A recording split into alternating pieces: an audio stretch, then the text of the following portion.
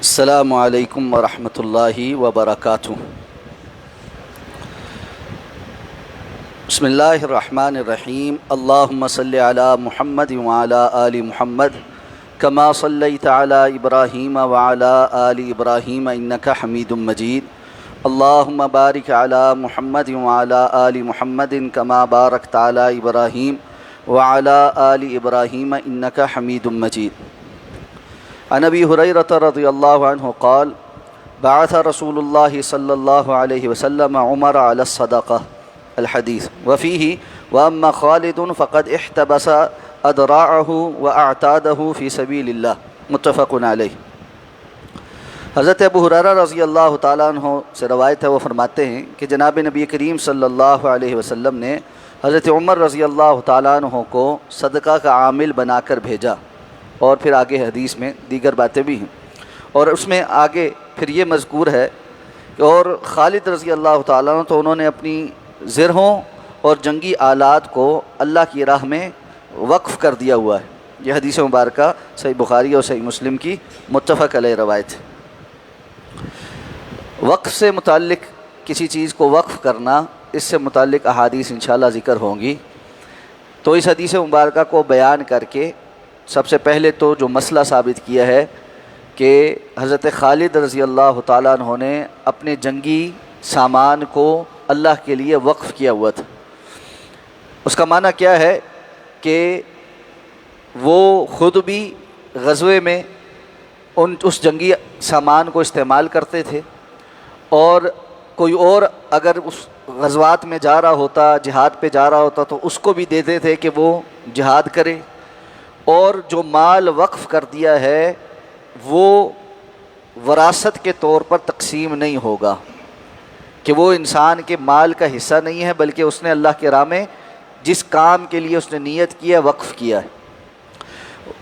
انسان اپنے مال میں سے کوئی چیز اللہ کے لیے وقف کر سکتا ہے، اور پھر اس کی شرائط بھی طے کر سکتا ہے کہ اس میں سے کیا وقف ہوگا، کتنا وقف ہوگا۔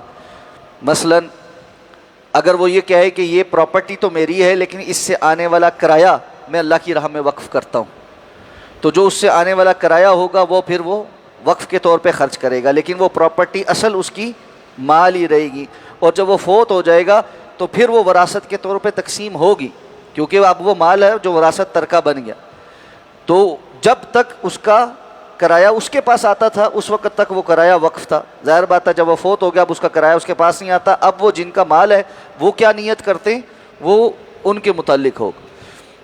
تو اللہ کے رستے میں کوئی چیز وقف کرنا یہ جائز ہے، اور پھر انسان اس کا اعلان بھی کرے تاکہ اس کے ورثاء کو پتہ ہو کہ یہ چیز وقف ہو گئی ہے۔ اور آج کے دور میں باقاعدہ طور پہ قانونی کارروائی، اس کی ڈیڈ بنتی ہے کہ یہ چیز وقف ہے، تو اس کو وقف بنایا جا سکتا ہے، اور اس سے متعلقہ مزید احکام و مسائل بھی آگے آئیں گے۔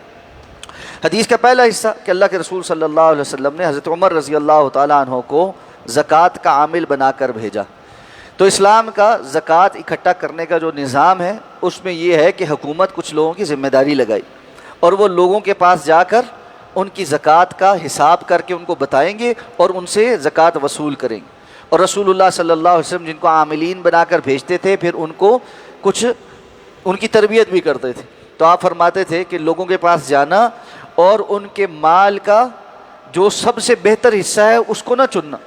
مثلاً کسی انسان کے پاس بہت سارے جانور ہیں اور اس کی زکوٰۃ بنتی ہے ان جانوروں کی، تو یہ نہیں ہے کہ اس کے باڑے میں جو سب سے اچھا جانور ہے وہ آپ زکوٰۃ کے طور پہ لے لو، اور یہ بھی نہیں ہے کہ سب سے جو مریل جانور ہے وہ زکوٰۃ کے طور پہ لے لو۔ آپ نے فرمایا کہ جو درمیانہ جانور ہے، نہ بہت اعلیٰ نہ بہت مریل، جو درمیان میں ہے، وسط میں ہے، وہ جس کا جتنا نصاب بنتا ہے اس کے حساب سے لو۔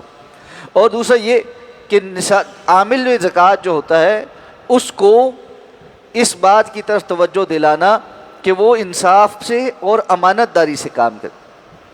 تو ایک شخص کو اللہ کے رسول صلی اللہ علیہ وسلم نے زکوٰۃ کا عامل بنا کر بھیجا۔ جب وہ واپس آئے تو انہوں نے آ کر کچھ مال ایک سائڈ پہ کیا اور باقی بیت المال میں جمع کرایا۔ آپ نے پوچھا یہ کیا ہے؟ تو انہوں نے کہا یہ لوگوں نے مجھے تحفے دیے۔ تو آپ نے پھر خطبہ ارشاد فرمایا اور فرمایا کہ میں تم میں سے کسی کو زکوٰۃ کا عامل بنا کر بھیجتا ہوں اور وہ آ کر مجھے بتاتا ہے کہ یہ بیت المال کا مال ہے اور یہ لوگوں نے مجھے تحفے دیے، وہ اپنی ماں کے گھر پہ بیٹھا ہوتا کیوں نہیں رہا کہ لوگ اس کو تحفہ دیتے؟ یعنی لوگوں کا اس کو تحفے دینا یہ رشوت کی ایک شکل ہے کہ یہ جی آپ کے لیے تحفہ ہے، اور اس کے بعد وہ ظاہر بات ہے جس سے تحفہ وصول کر رہا ہے اس کے ساتھ کوئی نرمی برتے گا اور جتنا ایک حق بنتا ہے اس کے وصول کرنے کے بجائے تھوڑا وصول کرے گا۔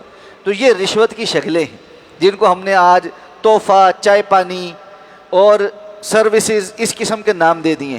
ایک بندہ جو سرکاری منصب پر ہے اور ایک کام کرنے کی تنخواہ لیتا ہے، وہ دوسروں سے سروسز کے نام پہ، چائے پانی کے نام پہ، مٹھائی کے نام پہ، یہ اس ناموں پہ جو کچھ وصول کرتا ہے یہ سارا اس کے لیے حرام۔ تو اللہ کے رسول صلی اللہ علیہ وسلم عاملین مقرر کرتے تھے اور اس کے ساتھ پھر ان کی تربیت بھی کرتے تھے۔ اللہ تعالیٰ سمجھ کر عمل کرنے کی توفیق عطا فرمائے۔